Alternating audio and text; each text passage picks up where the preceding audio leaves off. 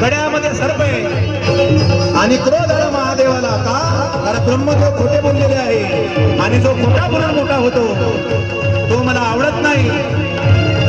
हा शिकवलं ब्रह्मदेवाला, ब्रह्मदेव तुम्ही अपराध केलेला आहे, अक्षम्य तुमची चूक आहे आणि तुम्ही खोटे बोलल्यामुळे तुम्हाला त्याचं फळ भोगावं लागेल. टाळी वाजवा सर्वांनी. हो